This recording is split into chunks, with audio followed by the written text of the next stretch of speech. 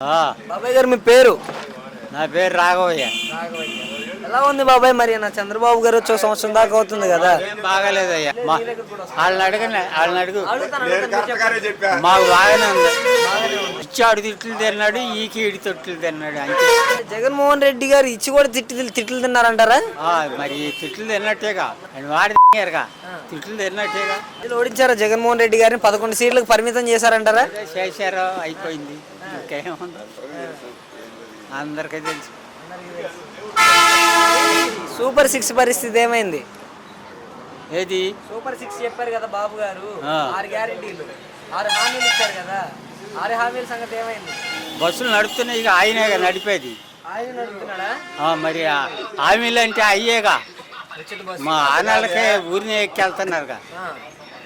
ఆడవాళ్ళు ఉందా? ఓపెన్కి ఫ్రీగా ఎక్కి తిరుగుతున్నారా? ఏడ తిరుగుతున్నారు? ఎత్తేనేగా తిరుగుతాం. లేదు. మరి మహిళలకి డబ్బులను చదువుకునే పిల్లలకి ఉద్యోగాలు ఇప్పిస్తున్నాడు, లేదు. డబ్బులు వేస్తున్నాడు, లేదు. మరి ఇంకేముంది? సూపర్ సిట్టే. ఎంతమంది ఉంటే అంతమంది పిల్లలకి వచ్చాయి కదా. మా అమ్మఒడి వేశారు కదా. కొంతమందికి వేసారు, కొంతమందికి వేయలే.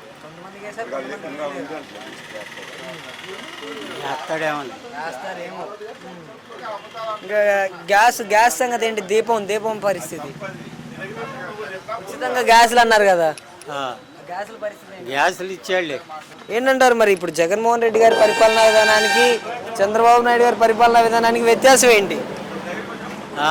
చంద్రబాబు నాయుడు గారికి జగన్మోహన్ రెడ్డి గారికి వ్యత్యాసం ఏంటంటారు?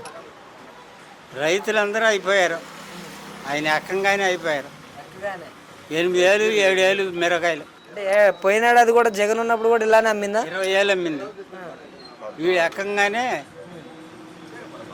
8 ఏళ్ళు 9 ఏళ్ళకి వచ్చింది. అంటే పంట అనేది ఎక్కువగా పండిందంట ఏడు. కొంచెం ఏడు పంటలా ఎప్పుడూ ఒకటిగానే పండి